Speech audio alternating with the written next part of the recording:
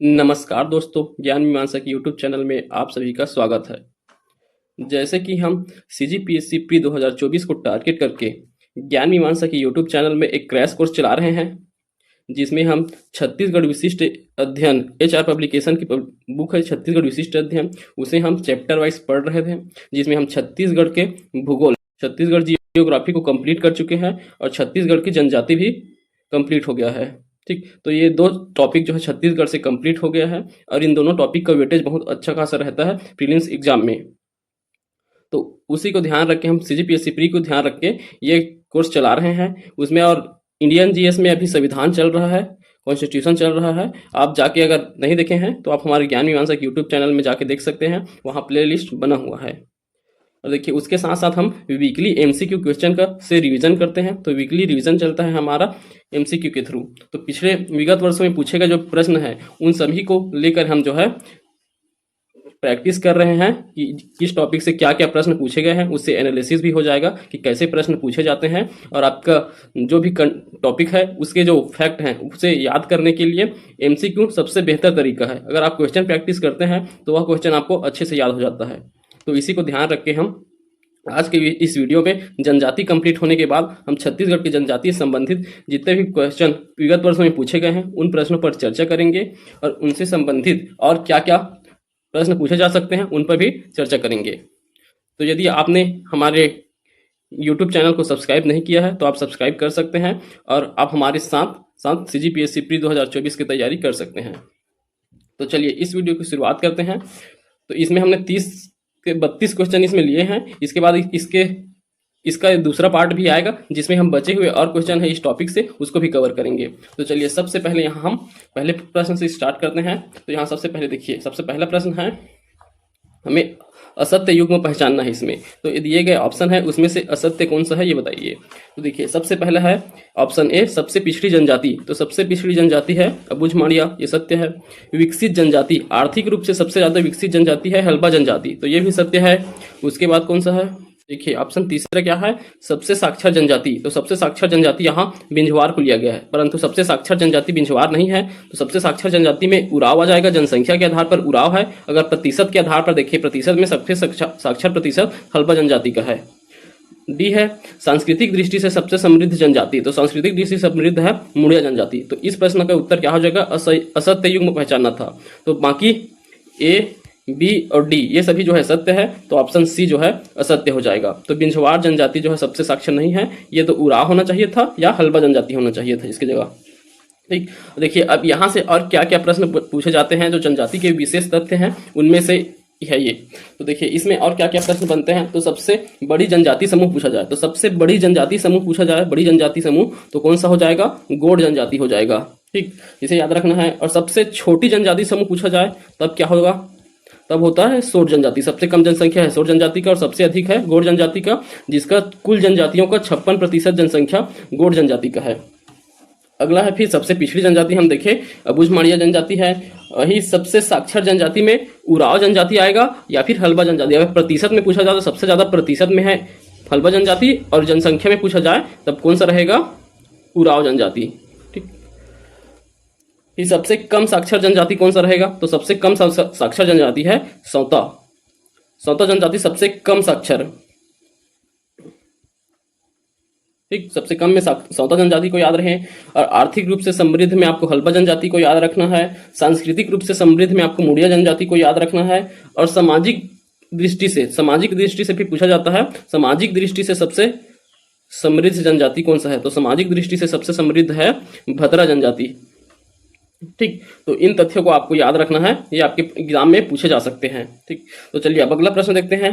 छत्तीसगढ़ में घोषित अनुसूचित क्षेत्र के संबंध में निम्नलिखित में से कौन से सही हैं। तो अनुसूचित क्षेत्र के संबंध में आपको बताना है। तो यहाँ ऑप्शन दिए गए हैं, उनमें से कौन कौन से जो है अनुसूचित क्षेत्र में आते हैं, आपको सत्य कथन की पहचान करना है। तो देखिए ऑप्शन मतलब पहला दिया हुआ है तथ्य, सरगुजा का संपूर्ण जिला, दूसरा कोरबा संपूर्ण जिला, तीसरा रायगढ़ संपूर्ण जिला, जसपुर का संपूर्ण जिला। तो देखिए अनुसूचित क्षेत्र के अंतर्गत हमने क्या पढ़ा है, तो छत्तीसगढ़ के 17 जिले पूर्ण रूप से 17 जिले जो है पूर्ण रूप से अनुसूचित क्षेत्र में आते हैं, और जिसके अंतर्गत 85 विकास खंड आते हैं। और कितना आता है 5050 ग्राम आते हैं इसी के अंतर्गत। ठीक, तो इतना जो है अनुसूचित क्षेत्र के अंतर्गत आते हैं, जिसमें यहाँ विकास खंड और जिलों के आधार पर दिया गया है। तो जिले में कौन कौन से आते हैं 17 जिलों में। तो सबसे ऊपर देखेंगे तो सरगुजा संभाग के पूरे 6 जिले आ जाते हैं और वही बस्तर संभाग के पूरे 7 जिले आ जाते हैं अनुसूचित क्षेत्र में। उसके अलावा यहाँ से गौरेला पेंड्रा मरवाही एक हो जाता है और दूसरा कोरबा हो जाता है जो पूर्ण जिले में आ जाते हैं। तो कितने हो गए अब 13 14 15 हो गए। ठीक, और 2 जिले और कौन कौन से हैं तो देखिए 2 जिले और कौन कौन से बच गए। एक यहाँ गरियाबंद आ जाता है और दूसरा कौन सा मोहला मानपुर आ जाएगा। ठीक, तो ये टोटल 17 जिले आ जाते हैं पूर्ण विकसित जिले में। और देखिए और आंशिक रूप से कौन कौन से शामिल है तो रायगढ़ जिले के कुछ क्षेत्र आंशिक रूप से, तो रायगढ़ जिले का संपूर्ण जिला शामिल नहीं है। तो रायगढ़ जिले का कौन कौन से रायगढ़ और पुसौर, इन दोनों विकास खंडों को छोड़ के रायगढ़ जिले के सभी विकास खंड शामिल हैं। तो इन दोनों को छोड़ देना है अर्थात संपूर्ण नहीं आएगा। तो इसमें अगर आंसर लिया जाए तो संपूर्ण सरगुजा जिले का संपूर्ण आ जाएगा, कोरबा जिले का संपूर्ण जिला आ जाएगा और जसपुर का संपूर्ण जिला आ जाएगा। रायगढ़ आंशिक रूप से आता है अर्थात इस प्रश्न का सही उत्तर हो जाएगा 1 3 1 2 और 4 सही है। तो 1 2 और 4 कहाँ दिया है 1 2 और 4, तो ऑप्शन डी इसका सही उत्तर हो जाएगा। चलिए आगे देखते हैं, निम्नलिखित में से किन स्थानों पर संविधान की 5वीं अनुसूची प्रवृत्त है। तो 5वीं अनुसूची किन किन स्थानों पर लागू है इसे बताना है आपको। तो देखिए 5वीं अनुसूची अर्थात ये भी अनुसूचित क्षेत्रों के को ही पूछा जा रहा है, क्योंकि 5वीं अनुसूची में क्या दिया गया है 10 राज्यों के अनुसूचित क्षेत्रों को ही 5वीं अनुसूची में दिया गया है। ठीक, 10 राज्यों के अनुसूचित क्षेत्रों को दिया गया है 5वीं अनुसूची में। तो छत्तीसगढ़ के अंतर्गत जो अनुसूचित क्षेत्र है उनकी सूची भी 5वीं अनुसूची में मिलेगा। तो देखिए सबसे पहले यहाँ क्या क्या दिया हुआ है, धर्मजयगढ़ तहसील। तो धर्मजयगढ़ कहाँ है, ये धर्मजयगढ़ भी रायगढ़ में है। ठीक, तो रायगढ़ में है तो ये भी आ जाएगा। रायगढ़ और पुसौर बस नहीं आता है अनुसूचित क्षेत्र में, बाकी सभी आते हैं। मोहला और मानपुर विकासखंड तो ये भी आ जाएंगे। कांकेर जिला का पूरा हिस्सा आ जाता है तो कांकेर जिला भी आ जाएगा। और देखिए अब डंडी लोहारा, तो डंडी लोहारा कहाँ है, बालोद में है। बालोद का कौन कौन सा क्षेत्र आता है, बालोद का सिर्फ एक ही विकासखंड आता है डोंडी, याद रखना है आपको, सिर्फ डोंडी विकासखंड आता है, डोंडी लोहारा नहीं आएगा। तो इसमें जो सेकंड दिया हुआ है वह नहीं शामिल होगा 5वीं अनुसूची में। तो देखिए ऑप्शन के आधार पर कौन सा उत्तर होगा इसका, तो 1 3 और 4। तो 1 3 4 किसमें दिए हुए हैं 1 3 और 4, तो सी इसका सही उत्तर हो जाएगा। ठीक, अब चलिए अब आगे देखते हैं, जनजाति विकास प्रशासन में माडा के अंतर्गत क्षेत्र शामिल है। तो 9 माडा क्षेत्र पढ़े हैं हम, पहले 9 माडा क्षेत्र पढ़े हैं। तो हम अगर आपने वीडियो नहीं देखा है तो आप देख लीजिए, जितना भी हम क्लास में कराए हैं उसका पूरा रिवीजन हो जाएगा यहाँ से। तो माडा क्षेत्र हम अच्छे से याद किए थे। तो देखिए इसमें कौन कौन सा जो है माडा क्षेत्र के में शामिल है उसे आपको बताना है। तो देखिए बलौदा बाजार माडा क्षेत्र में है, नचनिया है, कवर्धा है। तो 9 माडा क्षेत्र हम लोग कैसे याद किए थे, एक था धमतरी का कौन सा था गंगरेल, धमतरी का गंगरेल और महासमुंद का पहले देख सकते हैं। महासमुंद के 2 क्षेत्र थे, महासमुंद 1 और महासमुंद 2। ठीक, तो 2 क्षेत्र थे महासमुंद के। और उसके बाद फिर तीसरा था बलौदा बाजार। तो बलौदा बाजार का बलौदा बाजार शामिल था, बलौदा बाजार। ठीक, ये 4 हो गए। अब गंगरेल और महासमुंद के 2 क्षेत्र, तो ये टोटल 4 हो गए। इसके बाद देखिए इसके अलावा और कौन कौन से थे, तो देखिए उसके बाद थे सारंगढ़ था। उसके बाद रायगढ़ वहीं से लगा हुआ, रायगढ़ में कौन सा था, रायगढ़ में था गोपालपुर। और शक्ति का कौन सा था रुकजा, रुकजा। उसके बाद कंवर्धा भी शामिल था उसमें, कंवर्धा। ठीक, और ये था छुई खदान का नचनिया। तो ये जो है 9 क्षेत्र शामिल थे माडा क्षेत्र में। ठीक, तो इन 9 क्षेत्रों का नाम आपको याद रखना है, यह एग्जाम में पूछे जाते हैं, इसको हम अच्छे से याद भी किए थे। ठीक, तो इसमें कौन सा शामिल नहीं है, तो ये गौरेला शामिल नहीं है। तो गौरेला माडा क्षेत्र में नहीं आता है। और सबसे पहले जानिए माडा क्षेत्र क्या होते हैं। माडा क्षेत्र में जनसंख्या 10,000 से अधिक, व ऐसे क्षेत्र जिनकी जनसंख्या जो है 10,000 से अधिक हो और वहां निवास करने वालों में 50% जो है जनजाति जनसंख्या हो, 50% जनजाति जनसंख्या हो। तब वह क्षेत्र जो है माडा क्षेत्र घोषित किया जाता है। तो छत्तीसगढ़ के 9 क्षेत्रों को माडा क्षेत्र घोषित किया गया है, जिनके नाम हम देखे हैं। तो इसमें बलौदाबाजार शामिल है, नचनिया और कवर्धा शामिल है। इसमें गौरेला पेंड्रा मरवाही शामिल नहीं है। तो देखिए इसमें उत्तर क्या हो जाए, 1, 2 और 3। तो 1, 2, 3 उत्तर आंसर सी हो जाएगा इसका उत्तर। अगला देखिए, जनगणना 2011 के अनुसार छत्तीसगढ़ का लगभग कितना क्षेत्र आदिवासी उपयोजन क्षेत्र के अंतर्गत आता है। अब देखिए ये प्रश्न जो है प्री 2022 में पूछा गया है। अब इसमें देखिए हम लोग पढ़े हैं कितना आदिवासी उपयोजन क्षेत्र में शामिल मतलब जो जनसंख्या क्षेत्रफल आता है। तो छत्तीसगढ़ में कितना क्षेत्रफल आता है, 91,253 वर्ग किलोमीटर क्षेत्रफल शामिल है आदिवासी उपयोजन क्षेत्र में। जो हमारे राज्य की कुल जनसंख्या का कितना है, 67.50% है। तो हम यहाँ देखे हैं ये, परंतु इस ऑप्शन में इसमें से कोई भी नहीं दिख रहा है, 91,253 दिखाई नहीं दे रहा है। तो इसके आसपास के आंसर को लिया गया है। तो यहाँ प्री 2022 में पूछा गया है और इसका आंसर लिया गया है 88,000 वर्ग किलोमीटर को। तो जो आसपास का आंसर रहेगा उसे लिया जाएगा। तो 88,000 वर्ग किलोमीटर को लिया गया है। चलिए आगे देखते हैं, छत्तीसगढ़ के अनुसूचित जनजातियों की सूची निम्नलिखित में से किसमें है।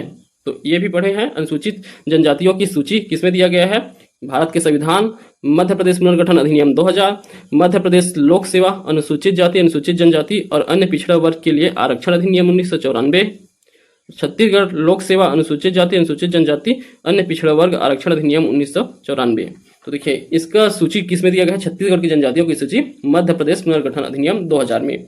जब मध्य प्रदेश से विभाजित किया गया छत्तीसगढ़ को, तो उसी के माध्यम से छत्तीसगढ़ में निवास करने वाले जनजातियों की सूची भी इस अधिनियम में दे दिया गया है। और भारतीय संविधान के आर्टिकल 342, तो आर्टिकल 342 में राष्ट्रपति की शक्तियां दिया गया है अनुसूचित क्षेत्रों के संबंध में। तो इसमें राष्ट्रपतियों की शक्तियां दिया गया है, ठीक। तो इसे याद रखना है आपको। अगला है, निम्नलिखित में से कौन सी जनजाति छत्तीसगढ़ में नहीं पाया जाता है।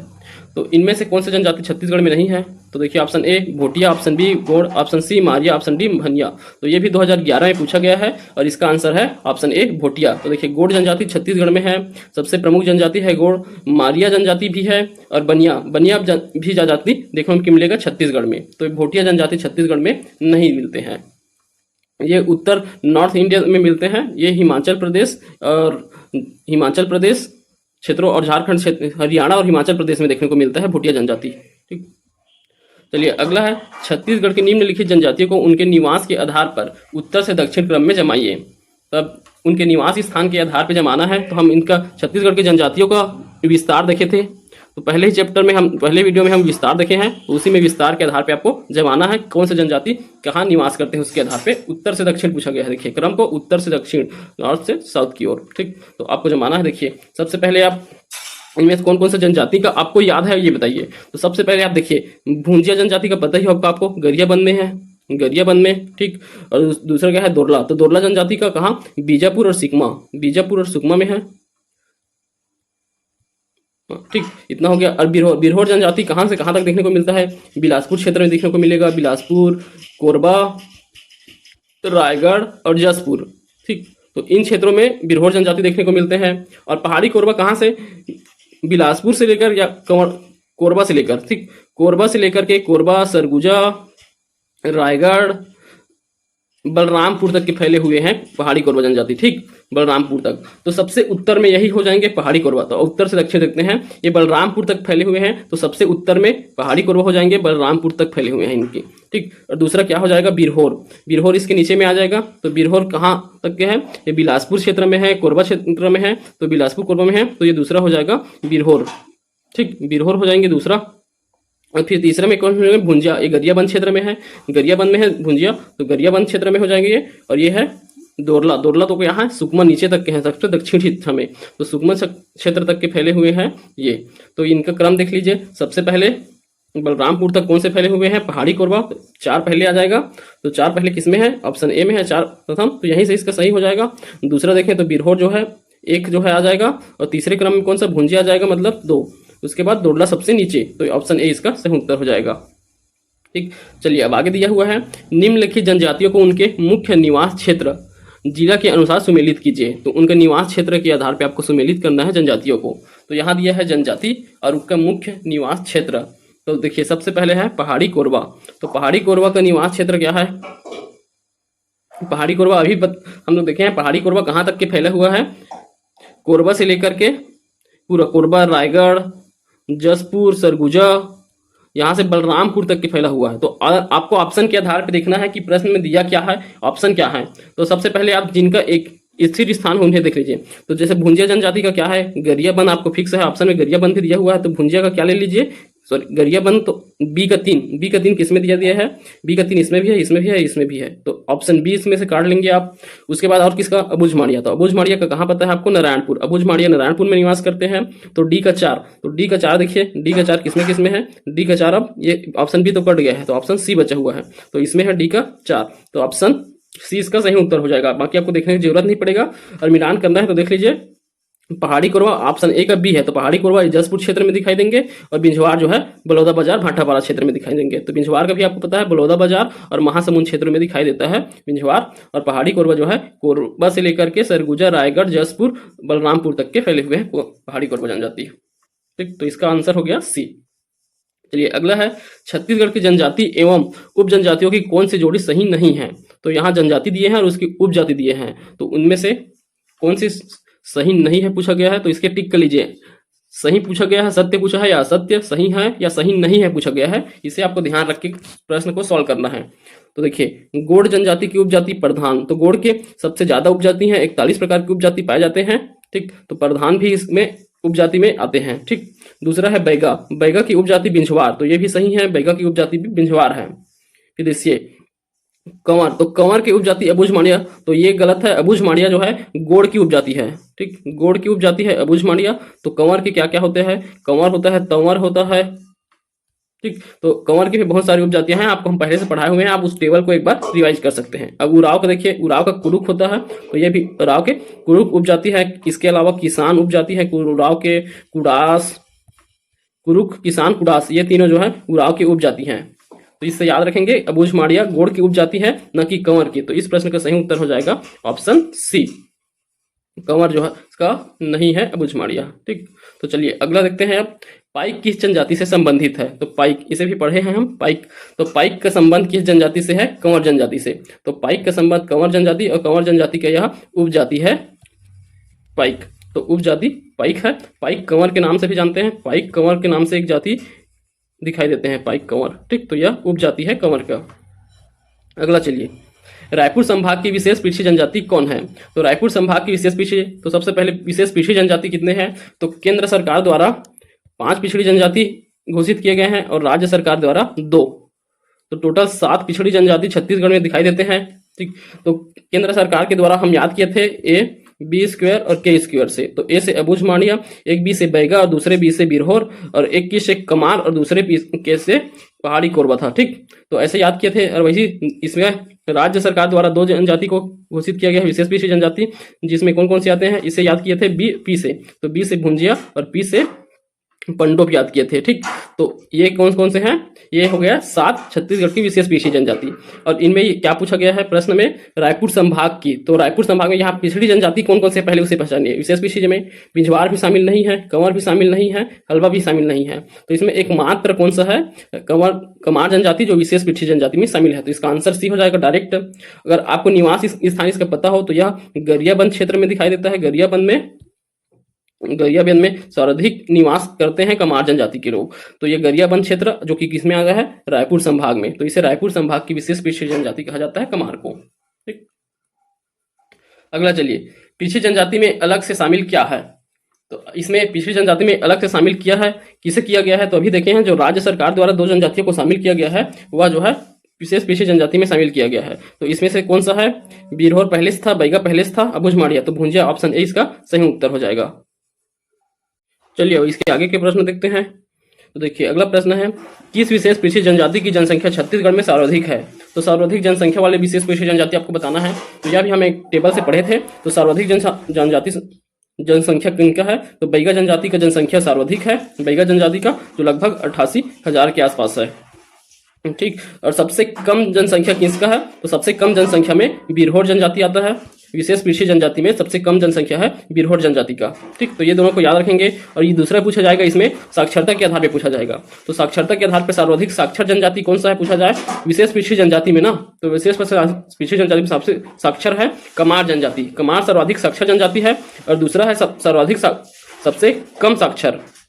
तो सबसे कम साक्षर जनजाति में पूछा जाए तो अबुझ मांडिया जनजाति को लेना है विशेष पिछड़ी जनजाति में। ठीक, तो ये चार आपको याद रखना है। सर्वाधिक जनसंख्या में बैगा, सबसे कम जनसंख्या में बिरहोर, और सबसे अधिक साक्षर में कमार जनजाति, और सबसे निम्न साक्षर में अबुझ मांडिया जनजाति। ठीक, चलिए अगला है कुछ अनुसूचित जनजातियों को पीवीटीज अर्थात विशेष पिछड़ी जनजाति, पीवीटीज मतलब विशेष पिछड़ी जनजाति हो गया, ठीक, के रूप में वर्गीकृत करने का आधार क्या है। तो विशेष पिछड़ी जनजाति में वर्गीकृत करने का आधार क्या होता है, यह प्री 2023 में पूछा गया है। तो देखिए सबसे पहला दिया है जाति, दूसरा घटती जनसंख्या या स्टेटिक जनसंख्या, तीसरा है साक्षरता का निम्न स्तर, तो साक्षरता का निम्न स्तर, चौथा है लिंग अनुपात। तो इसमें से क्या क्या हम चार आधार पढ़े थे इसके अंतर्गत, चार आधार के आधार पे हम जो है विशेष पिछड़ी जनजाति घोषित किया जाता है। तो इसमें जाति नहीं है और दूसरा लिंग अनुपात नहीं है। दो है, पहला है घटती जनसंख्या, तो घटती जनसंख्या या स्थिर जनसंख्या पहला हो गया, और दूसरा है साक्षरता का निम्न स्तर, तो साक्षरता निम्न हो या फिर 2% से कम साक्षर हो तो हो गया, ये दूसरा हो गया चार में से। और तीसरा क्या था, अत्यंत आदिम जीवन पद्धति, तो आदिम जीवन पद्धति अपनाने वाले, आदिम जीवन पद्धति हो जिनका, वे हो गया आदिम जीवन पद्धति। और चौथा क्या था, उनकी आर्थिक स्थिति, तो आर्थिक स्थिति जो है किसमें इंडिपेंडेंट हो, जो कृषि से भी आदिम, तो कृषि के अलावा जो कृषि से पहले पूर्व की पद्धति होती है जैसे शिकार करना, वनोपज संग्रहण करना, अगर ऐसी उनकी आर्थिक उन्नति है तब जो है वे किन में घोषित किया जाता है, विशेष पिछड़ी जनजाति में। तो उनका आर्थिक आधार क्या होता है, कृषि से भी पहले के मतलब शिकार, वनोपज संग्रहण, ये सब हो तब जो है ये विशेष पिछड़ी जनजाति के अंतर्गत आएंगे। तो इन चार आधारों को आपको याद रखना है। सबसे पहला क्या, घटती जनसंख्या या स्थिर जनसंख्या, दूसरा साक्षरता का निम्न स्तर, और तीसरा क्या था, उनकी आर्थिक स्थिति हो गया तीसरा, ठीक, और चौथा क्या है, कृषि से पूर्व की स्थिति, और चौथा उसके उनका जीवन स्तर, तो जीवन स्तर अगर आदिम जीवन स्तर है तब। तो ये हो गए विशेष पिछड़ी जनजाति का आधार। अब अगला देखिए, कथन दिए हुए हैं और कथन को देखकर आपको उत्तर देना है। तो देखिए सबसे पहला कथन दिया हुआ है, छत्तीसगढ़ में गोंड सबसे बड़ा जनजाति समूह है, तो हम पहले प्रश्न में ही चर्चा किए हैं, तो ये सबसे बड़ा जनजाति समूह है, ये सही है। उराव सबसे छोटा जनजाति समूह है, तो ये गलत है, उराव सबसे छोटा जनजाति समूह नहीं है। सबसे छोटा कौन है, सोर जनजाति समूह है, ठीक, तो सोर जनजाति समूह सबसे छोटा है, सबसे छोटा जनजाति समूह में आ जाएगा। और उराव अगर जनसंख्या के आधार पे देखें तो उराव जो है तीसरा सबसे बड़ा जनजाति है, पहला हो गया गोंड जनजाति, दूसरा कंवर जनजाति, फिर तीसरा कौन सा हो जाएगा, उराव जनजाति है, ठीक, तो ये दो इसका गलत हो जाएगा। तीसरा है कमार और पहाड़ी कोरबा विशेष पिछड़ी जनजाति है, तो विशेष पिछड़ी जनजाति में शामिल है कमार और पहाड़ी कोरबा, तो ऑप्शन 1 और 3 इसका सही है, तो 1, 3 सही, ऑप्शन सी इसका उत्तर हो जाएगा। अगला चलिए, हल्बी किस भाषा परिवार से संबंधित है, तो ये प्री 2018 में पूछा गया है। तो हल्बी किस भाषा परिवार में आता है, तो हम लोग भाषाई आधार पर जनजातियों का वर्गीकरण किए थे, तो हल्बी भाषा जो है द्रविड़ भाषा परिवार में आता है, ठीक, तो हम देखे थे। और इसमें तीन प्रकार से होता है, आर्य भाषा परिवार, द्रविड़ भाषा परिवार और मुंडारी। तो मुंडारी सरगुजा अंचल क्षेत्र में आने वाली जितने भी भाषा है वे उनमें से कौन सा, बस उराव जनजाति की भाषा जो है कुड़ुक भाषा, वे जो है इसका अपवाद था। फिर आर्य भाषा परिवार ये कौन से हैं, जो मध्य छत्तीसगढ़ क्षेत्र में निवास करने वाली जनजाति है उनकी भाषा, और वो सभी जनजाति आर्य भाषा परिवार में आते हैं। और द्रविड़ भाषा परिवार में जो बस्तर संभाग में निवास करने वाली जनजाति है वे सभी आते हैं, जिसमें इसमें अपवाद कौन कौन से थे, तो इसमें अपवाद था गदबा जनजाति, तो गदबी भाषा अपवाद था इसका, ठीक, तो इनको आपको याद रखना है, जो अपवाद थे उनको आप हम टेबल में पढ़े हुए हैं, आप इसको एक बार रिवाइज कर सकते हैं। निम्न में से कौन बस्तर अंचल की बोली नहीं है, तो बस्तर अंचल में बोली जाने वाली बोली कौन सी नहीं है, तो देखिए गोड़ी बस्तर की बोली है, और हल्बी तो बस्तर की संपर्क बोली कहलाती है, हल्बी जो है संपर्क बोली है। छत्तीसगढ़ में छत्तीसगढ़ी के बाद दूसरा सबसे अधिक बोली जाने वाली बोली हल्बी ही है। तीसरा है भतरी, तो भतरी जो है बस्तर की बोली है, सुकमा भद्र जनजाति द्वारा सुकमा और बीजापुर में बोली जाती है। फिर सदरी, देखिए सदरी जो है यह जसपुर की बोली है, तो जसपुर क्षेत्र में बोली वाली बोली है जसपुर क्षेत्र की सदरी, तो ये उराव जनजाति की भी बोली है सदरी, तो ये सरगुजा या जसपुर क्षेत्र में बोली जाती है। तो इस प्रश्न का सही उत्तर हो जाएगा ऑप्शन डी, तो यह जो है बस्तर अंचल की बोली नहीं है सदरी। आगे देखिए, कुटुक बोली कौन बोलते हैं, तो कुड़ुक बोली किनके द्वारा बोला जाता है, तो कुड़ुक किनका बोली है, उराव जनजाति का, उराव जनजाति का कुड़ुक बोली है। वहीं कुई बोली पूछा जाएगा, तो कुई बोली जो है कोंध जनजाति का है, कोंध जनजाति का कुई बोली है, ठीक, गोड़ तो गोड़ी में बोलते हैं, ठीक, कमार का कमारी होता है, ठीक। चलिए अब अगला देखते हैं, निम्न सूची को सुमेलित कीजिए। तो पहले में दिया है सूची 1 में जनजाति का विवाह और दूसरे में दिया है वास्तविक नाम। तो जनजाति विवाह और उनके वास्तविक नाम को सम्मिलित करना है। तो देखिए क्रय विवाह, तो क्रय विवाह को और किस नाम से जानते हैं? पारिंगन विवाह के नाम से जानते हैं क्रय विवाह को।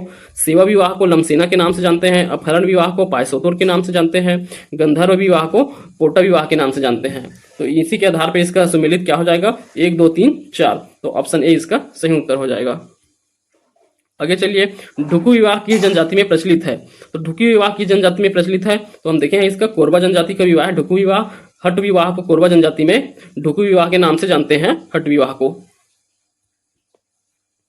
बस्तर की लोक संस्कृति में विवाह मंडप पर मोंगराहन खाम गाड़ने के लिए निम्नलिखित में से किस लकड़ी का प्रयोग किया जाता है? तो देखिए ये प्रश्न जो है 2023 के प्री में आया है, मतलब पिछले वर्ष ही यह प्रश्न पूछा गया था और इसका उत्तर जो है सबसे पहले इसका उत्तर महुआ वृक्ष को लिया गया था मॉडल आंसर में, परंतु जब संशोधित मॉडल आंसर लिया गया तब इस प्रश्न को विलोपित कर दिया गया। बस्तर अंचल में तो कहीं कहीं मंडप के लिए महुआ का प्रयोग किया जाता है और कहीं कहीं सरई का भी प्रयोग किया जाता है। तो इन दोनों का प्रयोग किया जाता है, तो इस आंसर को विलोपित कर दिया गया था क्योंकि इसका आंसर दोनों हो सकते हैं, महुआ और सरई। ठीक, तो इसे ध्यान रखेंगे, यह प्रश्न विलोपित हुआ था। अगला देखिए, युवा ग्रह घोटुल के युवती सदस्यों की प्रमुख होती है। तो युवती सदस्य में प्रमुख होती है, अर्थात महिला सदस्यों की प्रमुख कौन सी होती है? घोटुल युवा ग्रह में। तो घोटुल देखिए, घोटुल जो है घोटुल का पूर्व नाम है घोटुल युवा ग्रह है। किनका है युवा?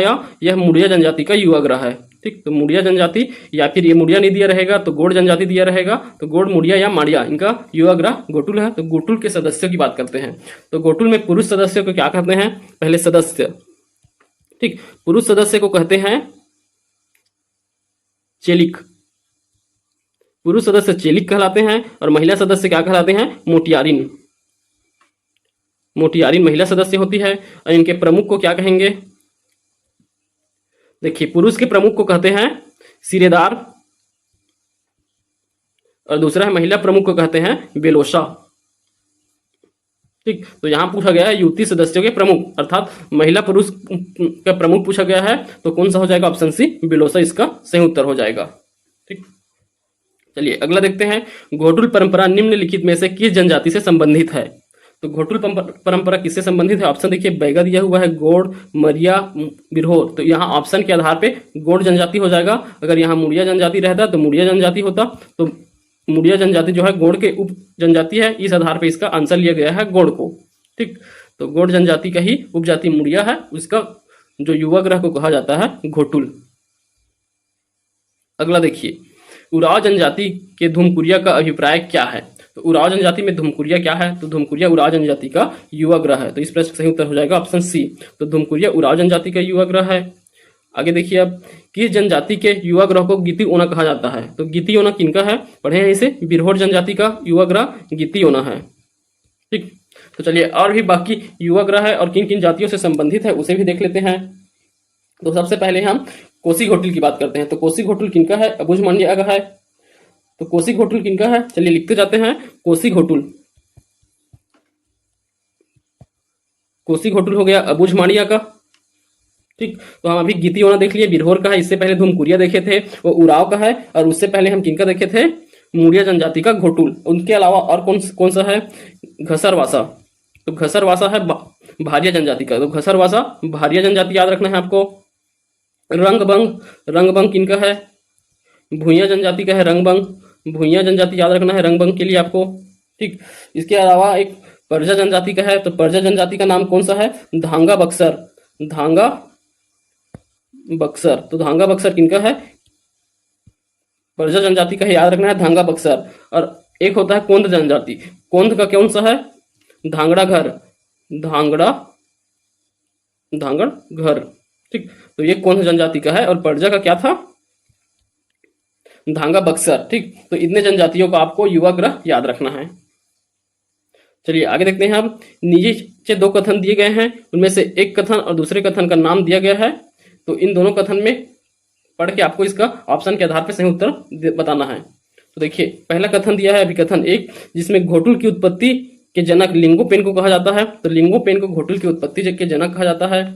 कारण इसका, लिंगोपेन बस्तर भूमि का खेतिहर देव था। तो बस्तर भूमि का खेतीहर देव था। तो ये देखिए, ये भी प्रश्न भी पीएससी प्री 2023 में पूछा गया है। और सबसे पहले इसका मॉडल आंसर लिया गया था, दोनों कथन सही है लिया गया था, अर्थात ऑप्शन ए लिया गया था सबसे पहले। उसके बाद जब संशोधित मॉडल आंसर आया तब इस प्रश्न का आंसर लिया गया है ऑप्शन सी।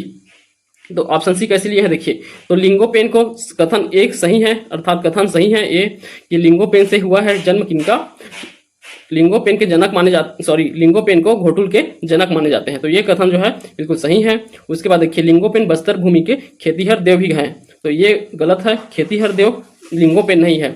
बस्तर में खेतीहर देव के रूप में भीमा देव को पूजा जाता है। तो भीमा देव मान्यता है, बस्तर में मान्यता है कि भीमा देव अगर अप्रसन्न हो जाते हैं तो वर्षा नहीं हो जाती है और सूखा पड़ता है। तो भीमा देव को प्रसन्न करने के लिए इनके द्वारा जो है देवगुड़ी में पूजा किया जाता है। तो इस कारण इसे खेतीहर देव माना जाता है भीमा देव को। ठीक, भीमा देव द्वारा ही वर्षा किया जाता है जिससे उनके खेती के लिए पानी प्राप्त हो सके। तो खेतीहर देव के रूप में भीमा देव को पूजते हैं बस्तर के क्षेत्र के लोग। ठीक, तो चलिए इस प्रश्न का सही उत्तर हो जाएगा ऑप्शन सी, ए सही है पर आर गलत है। चलिए अगला है, किस जनजाति में रसोई घर पाया जाता है जिसे लाल बंगला कहते हैं। तो लाल बंगला रसोई घर बताना है आपको। तो लाल बंगला रसोई घर किनका है, इसे पढ़े थे। लाल बंगला जो भुंजिया, तो भुंज भुंज के लाल कर दिए थे, तो भुंजिया जो है लाल बंगला रसोई घर है। ठीक, इसके अलावा और कौन कौन से रसोई घर है देखिए, अंगादी नाम से है रसोई घर एक, अंगादी किनका है, अबूझमाड़िया का है। ठीक, और क्या नाम है, माई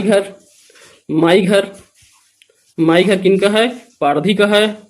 ठीक, और था रांधड़ घर, तो रांधड़ घर किनका, बैगा जनजाति का है, बैगा जनजाति का। इसके अलावा रांधा लोना, तो रांधा लोना किनका है, माड़िया जनजाति का है, माड़िया जनजाति का। और एक था ओजल यह किनका है, पर दोरला जनजाति का। ठीक, दोरला का है ओजल। तो ये सभी रसोई घर को याद रखना है। लाल बंगला भुंजिया से संबंधित है, ओजल दोरला से, अंगादी अबूझमाड़िया से, माई घर जो है पारधी से संबंधित है, रांधड़ घर बैगा जनजाति से, और रांधा लोना माड़िया जनजाति से। ठीक, तो इन सभी रसोई घर को नाम याद रखना है किस जनजाति से संबंधित है। अगला क्वेश्चन देखिए, स्त्रियों के माथे पर गोदना गोदवाना किस जनजाति की विशेषता है। तो गोदना गोदवाना माथे पर किस जनजाति की है, पढ़े हैं, बैगा जनजाति की महिलाएं अपने माथे पर गोदना गोदवाती है। तो माथे पर गोदना बैगा जनजाति की महिलाएं गोदवाती है। ठीक, और देखिए गोदना के संबंध में और क्या रखना है याद, सर्वाधिक गोदना प्रिय जनजाति, सर्वाधिक गोदना प्रिय जनजाति में बैगा जनजाति आता है, बैगा जनजाति। और दूसरा क्या है, सर्वाधिक गोदना गोदवाने वाली, तो गोदना गोदवाने वाली जनजाति कौन सा है सर्वाधिक, तो गोदवाने वाली जनजाति में आ जाएगा कमार जनजाति आ जाएगा सर्वाधिक गोदना गोदवाने वाली जनजाति में। और इसके अलावा गोदना कौन कौन सी जनजाति गोदते हैं, तो अगर गोदना शिल्प का काम कौन से जनजाति करते हैं उन्हें याद रखिए। एक तो ओझा गोड़ होते हैं, ओझा गोड़ जनजातियों में ओझा गोड़। इनके अलावा देवार जाति के लोग गोदना गोदने का कार्य करते हैं, बादी जाति के लोग गोदना गोदने का कार्य करते हैं, और कुंजर। ठीक, तो ये 4 जाति के लोग जो है गोदना गोदने का कार्य करते हैं, ये याद रहेगा। उसके अलावा आपको झेला गोदना याद रखना है। तो झेला गोदना का संबंध बैगा जनजाति से है। तो झेला गोदना बैगा जनजाति की महिलाएं गुदवाती हैं, झेला गोदना। इसके अलावा आपको गोदना में एक सबसे ज्यादा इंपॉर्टेंट फैक्ट है, उसे याद रखना है, गोदना शिल्प कला, गोदना शिल्प प्रशिक्षण केंद्र यह बना है गोदना शिल्प प्रशिक्षण केंद्र गरियाबंद जिले में। इसकी स्थापना कब हुआ है, 9 सितंबर 2023 को। ठीक, तो गोदना के विकास के लिए, गोदना प्रशिक्षण के लिए यह संस्था बनाया गया है, गोदना शिल्प प्रशिक्षण संस्था। यह गरियाबंद में 9 सितंबर 2023 को इसका स्थापना किया गया है। ठीक, तो गोदना संबंध में इतना तथ्य आपको याद रखना है। अगला है, धनवार जनजाति का परंपरागत कार्य क्या है। तो धनवार जनजाति का परंपरागत कार्य क्या है आपको बताना है।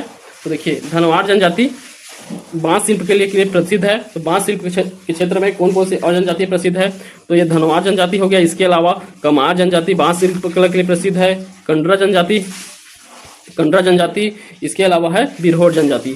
ठीक, तो ये 4 जनजातियां बांस शिल्प के लिए प्रसिद्ध हैं, आप इनको याद रखेंगे। देखिए, अब किस जनजाति की आजीविका पारंपरिक रूप से बांस पर आधारित है। तो पारंपरिक रूप से जिनकी आजीविका बांस पर आधारित हो, अर्थात इनका इनकम का सोर्स ही क्या है, बांस शिल्प कला ही है। तो कौन सी जनजाति है, तो है कमार जनजाति। कमार जनजाति क्या बनाते हैं, बर्तन बनाते हैं, टुकड़ी बनाते हैं, बांस से ही बर्तन टुकड़ी बनाते हैं। तो इनका पूरा आर्थिक जीवन जो है बांस पे समर्पित रहता है। तो इनका आजीविका का मुख्य साधन बांस शिल्प कला ही है। तो बांस के लिए सबसे महत्वपूर्ण जनजाति है कमार जनजाति। चलिए अब अगला प्रश्न, यह जो है आज का अंतिम प्रश्न है। इसके बाद हम इसमें एक और वीडियो बनाएंगे एमसीक्यू, जो कल हम इसमें अपलोड करेंगे। ठीक, तो देखिए इसमें क्या पूछा गया है, कत्था बनाने वाली अनुसूचित जनजाति कौन है। तो कत्था निकालने के कार्य कौन करते हैं, तो खैरवाड़ जनजाति।